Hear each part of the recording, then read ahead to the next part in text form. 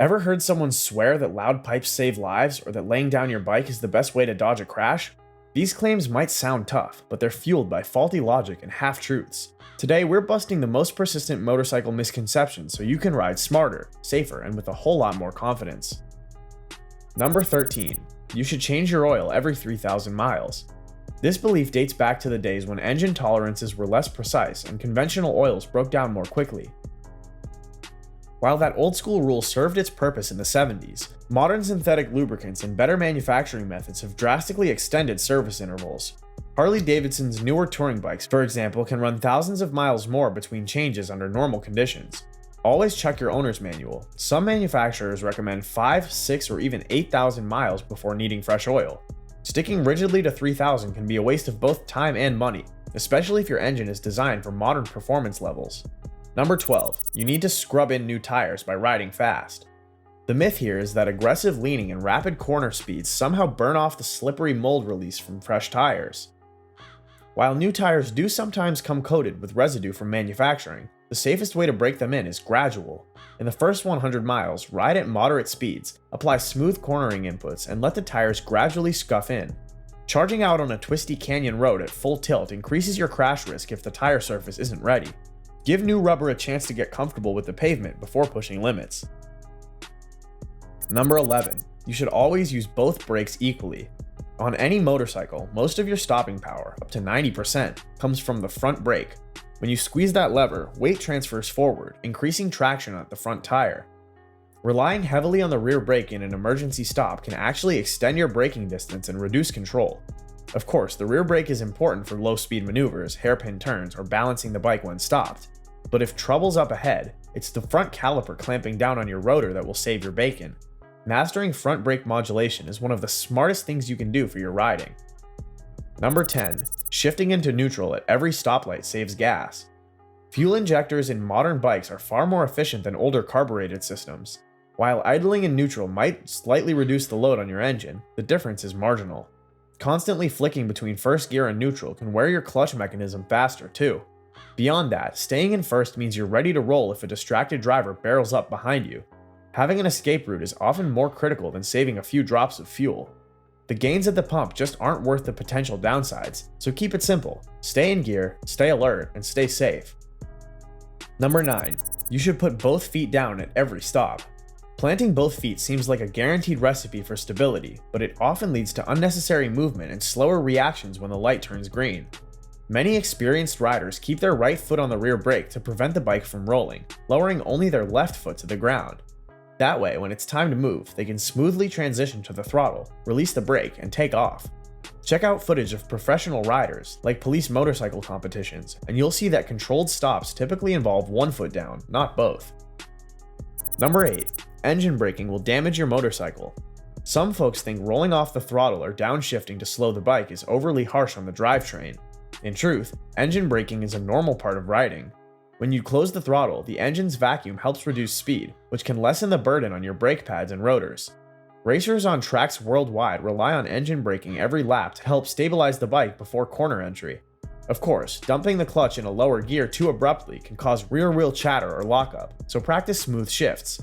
Done right, engine braking is completely safe and can even extend brake life. Number 7. Chain oil lasts forever. A chain might look shiny for a while, but rain, dirt, and highway speeds will strip away lubricant faster than you'd expect. Left unmaintained, a dry chain will start to kink, accelerate sprocket wear, and even snap, turning a neglected chain into a potential roadside fiasco. Most manufacturers suggest a basic clean and re-lube every 300 to 600 miles, or right after you ride in wet or dusty conditions. Those 5 minutes of maintenance can save you hundreds of dollars in replacement parts, not to mention the headache of being stuck on the shoulder. Number 6. You don't need to wear gear for short rides. It's easy to say, I'm just hopping around the corner and leave the jacket and gloves behind. The reality? Most accidents happen close to home and at lower speeds, exactly where riders get complacent. Asphalt is unforgiving, whether you're going 20 or 60. Something as simple as a patch of gravel can send you sliding. Helmets, jackets, gloves, and boots are engineered to manage impact and abrasion, protecting you from serious injury. Put on at least the basics every time. It's not about expecting a crash, it's about being prepared if one happens. Number 5. You should always use premium gas. High octane fuel resists knocking, making it critical for engines with high compression ratios or forced induction. But if your bike isn't built to need premium, you're not getting any extra oomph by using it. Advanced bikes with knock sensors can adjust timing on lower octane gas, though performance might dip slightly. Still, if the manufacturer says 87 or 89 octane is sufficient, using 91 or 93 won't magically add horsepower. Instead, you're just burning money. Check your manual. If it calls for premium, fine. Otherwise, the standard stuff will do the job perfectly well. Number 4. Bigger engines are always faster. The notion that high displacement guarantees lightning speed is far too simplistic. An 1800cc cruiser might pack colossal low-end torque, but it also weighs more and prioritizes relaxed long-haul comfort. Meanwhile, a 600cc sport bike might generate fewer raw cubic centimeters, but is tuned for high revving power and usually weighs significantly less. The Honda CBR 600RR, for example, can rocket away from a big touring cruiser off the line, and its top-end speed would leave the heavyweight in the dust. It's all about power-to-weight ratio, gearing, aerodynamics, and the bike's intended purpose, not just raw engine size. Number 3. Loud pipes save lives. If racket alone kept riders safe, then we'd all strap megaphones to our tailpipes. Exhaust noise primarily blasts rearward, so the driver texting up ahead can't hear much over their music, GPS, or phone call. Even if they do catch a faint rumble, it's often too late to react responsibly. Real safety strategies involve riding defensively, using high visibility gear, and practicing proper lane positioning and constantly scanning mirrors. Sure, a throaty exhaust might tickle your ears, and there's nothing wrong with enjoying your bike's rumble, but don't assume noise replaces skillful, attentive riding.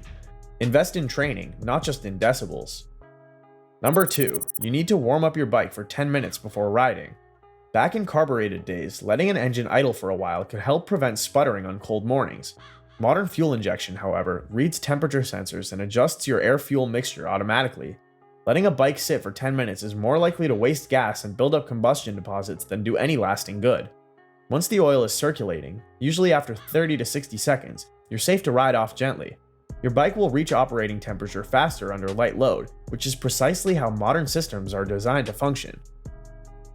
Number 1. Laying down your bike in a crash will save your life. This old-school tactic might have made sense decades ago, when drum brakes were weak and tires were not as advanced, but in the modern era, your best bet is to brake as hard as possible while staying upright. A sliding motorcycle and rider become uncontrollable projectiles. You can't steer, you can't accelerate, and you can't decelerate effectively once you're on the pavement. Every second you can remain control, actively braking or swerving, gives you a shot at reducing speed or avoiding the collision. Intentionally dumping the bike virtually guarantees more damage to you, your wallet, and your ride. Riding is a grand tradition that has always captured American hearts, from early Harley-Davidsons rumbling across country roads to adrenaline-charged sport bikes ripping around modern racetracks. But don't let outdated lore steer you wrong. By recognizing myths for what they are, you'll protect your body, your bank account, and your peace of mind. Hope you found these facts helpful, and let's keep the rubber side down. If you enjoyed this breakdown, hit that subscribe button and ride along for more tips, stories, and myth-busting takes on everything two-wheeled. Stay safe, keep your head on a swivel, and we'll see you in the next one.